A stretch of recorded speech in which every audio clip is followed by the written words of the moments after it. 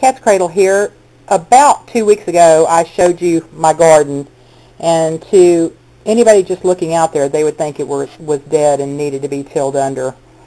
We're 2 weeks further down the road now. It's October 1st of 2011, and I looked outside today and saw a couple little red spots. Thought I'd go check it out, and I picked this many cherry tomatoes. I actually found this bell pepper growing under a tomato plant.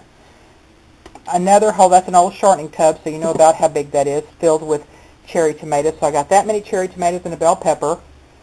I found this many raspberries.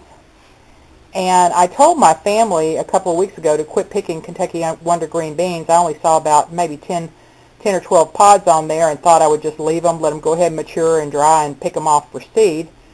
But I got to looking today and I'm like, whoa, there's a lot of green beans in there, and they're still setting blossoms. I can't even believe it. There's honeybees all over my yard, still pollinating things. I just can't believe it. And so I picked a mess of green beans, and we'll have those for lunch tomorrow. It probably would end up being about 2 quarts, but I'm not going to can them. We'll just eat them. And so I always, this time of year, think when I bring in this kind of harvest in the evening, would this be enough food to feed my family for today? If it were all I had to count on, could I feed them with this? And the answer is, my goodness, yes. This would feed us for 2 days with a couple of cups of rice or a couple of cups of noodles and the seasonings I store. I could make us something very, very delicious with this. At least 2 days worth of food. So that's kind of how I look at it. What most people would see as nothing and dead and gone and should have been tilled under a month ago is actually still producing. I'm not going to water it, and the ground's very, very dry. We need rain desperately, so I'm not going to do that. I'm not going to water it.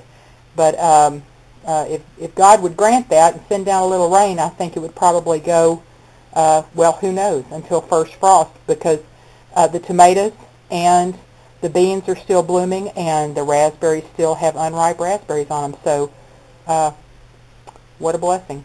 What a blessing.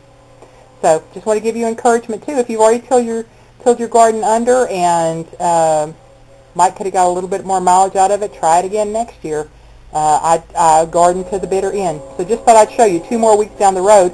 Hopefully I'll show you 2 more weeks from now and let you see what happens. There have been times when I've had, now we're pretty far, you know, like zone 6, and I have had tomatoes at Thanksgiving, so that's what I'm pushing for. We'll see if that happens. Anyway, have a great day, everybody. Cat's Cradle.